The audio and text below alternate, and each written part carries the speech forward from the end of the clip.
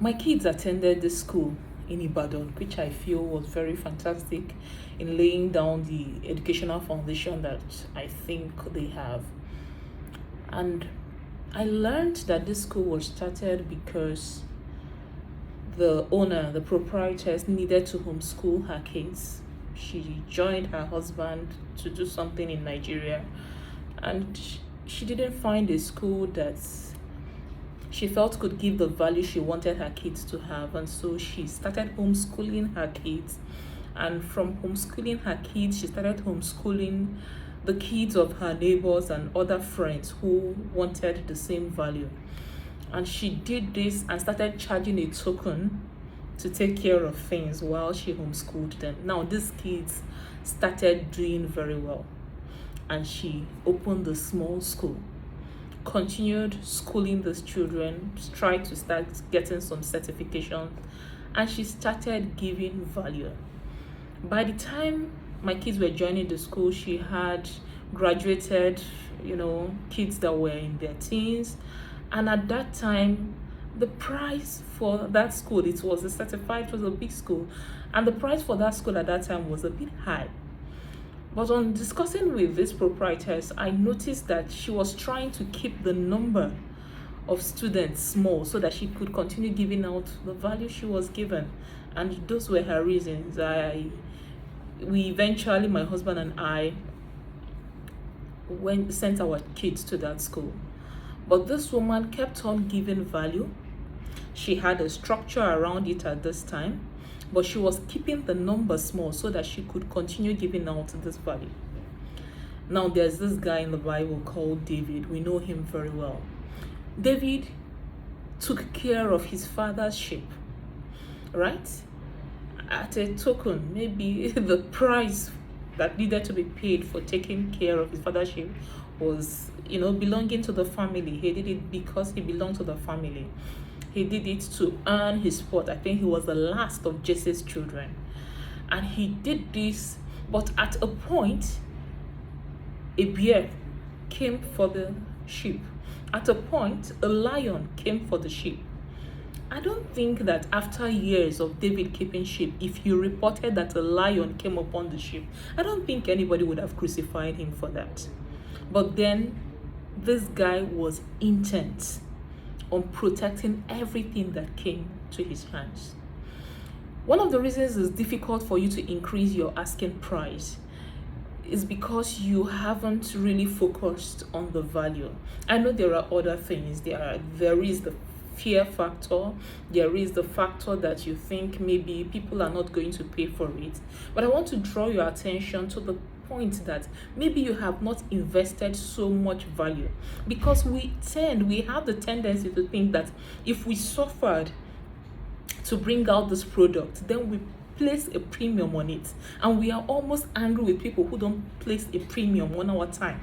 So some of the reasons could be that you have not yet evaluated what service you bring. Maybe you don't even know what problems you solve. You have not been able to figure out what are the pain points that you are bringing a solution to. How difficult is it to get someone to do it the way that I do it? Somebody who has invested in it the way that I have invested in it. Someone who is obsessed by solving this problem. Somebody who will bring her entire heart, such that one of your sheep will not get missing. Maybe if we had that idea of the solution that we bring and what difference we make and how we expend ourselves to make sure that we solve this problem, maybe it would just be easier to increase your price. Because a day came and David met with Goliath, and when David saw him threatening the children of Israel, the same mechanisms that went through his head was the mechanism of a lion threatening his sheep. And he did that in the name of the Lord, because it was in the name of the Lord that he took away the lion. It was in the name of the Lord that he tore the mouth of the lion. And so I think that you should start focusing on the value you bring. How much do you expend to give? How much do you give at a token, at nothing? How much do you go, what length do you go to see that you turn the sales for your boss? Okay, when you are serving, because I'm not just talking about if you bring a product, if you sell, because you are a product. If you work in a setting, if you work in a place, you are the product at this time in your life. But it's almost impossible for you to ask for a raise because you are not bringing in more. You are not sweating for it. You haven't looked at the value that you bring. You haven't figured out what solution exactly you bring and what is the pain in that solution.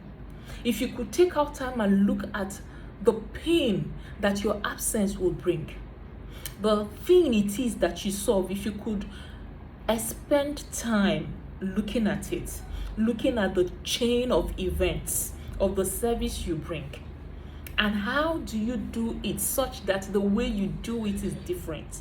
If you have an eye for the value that you bring, it may be easier to ask for just the price that you don't need to be distracted. You know, some people say, oh, I want to give you my whole time. I want to give you my mind. I want to dedicate this period. So the best I can do is ask for a premium. Let me tell you what will happen if you don't increase your offer, if you don't ask for what should make you comfortable enough to do the job without distractions. You will be distracted. You are going to be distracted with these needs. I know I love, teachers or pastors who have had their time in the corporate setting. They bring something different to the table. But see, when you are still very active in another endeavor, business, corporate, and you are a teacher, you are a full-time preacher, it can be distracting because it's in the time you have left that you are going to need to make out extra time in order to produce that which you will use to feed the sheep that have been put into your hands. But if you are able to ask for a price for whatever it is you do, then you can give your attention, because this now becomes the cash cow. This now becomes where your attention is, right? The Bible says where the money is, there also will be your mind. And so if a particular thing takes care of you such that you don't have to think about other things, you don't have to think about how you eat, you don't have to think about how you feed, you don't have to worry your mind with other things. If you can get your focus in a subject and give it your all, and you are conscious that this is all I am doing, this is all I have time to think about, this is the value I am bringing, and this is the problem that it will solve, then I think it's about time you increase the price of your consultation. It's about time that you talked to your boss about that raise. If you are truly investing in producing value, it's about time that, like David, you ask, is this true that this will be given to the person who kills this Goliath, which in my own mind is like another animal? In my own mind is a predator for all I care. And just like I took care of those predators, I'm going to take care of this one. And I have worked to get to this point. I have invested soul and sweat and life to get to this point where I am able to take care of this Goliath. But let me ask, how much exactly is there for the person who is able to do this? I think especially for women, you all need to learn how to accept offers. When an offer is made, it's about time that you think the offer is not just being made to me because I'm pretty. And yes, I am pretty, but there is more to this. I have spent time and knowledge learning and time in school and experience in number of years. I have gathered some investments into this area of study. And so when an offer is being made for this, now I should be able to step up to the plate and say, okay, is that how much that is being offered for this? I think I can work with that. It's important that you learn how to take offers. It's important that you learn how to ask for a raise so that you can place premium value on the time dedicated to a single course. It goes together. Because without an offer on the service you bring, how do we know that you are not a nuisance? How do we know that you are not just disturbing the rest of us?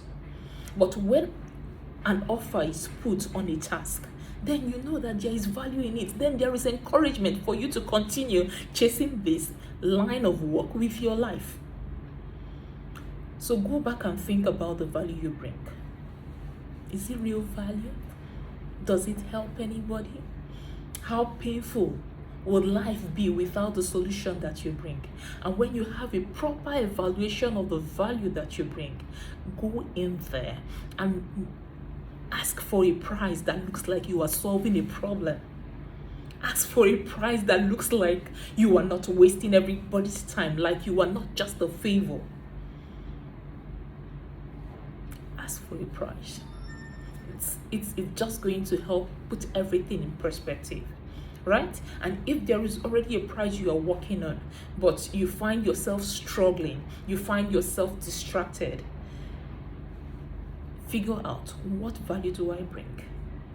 Streamline, who is helped by this value do I bring, and how is life difficult without this value that I bring?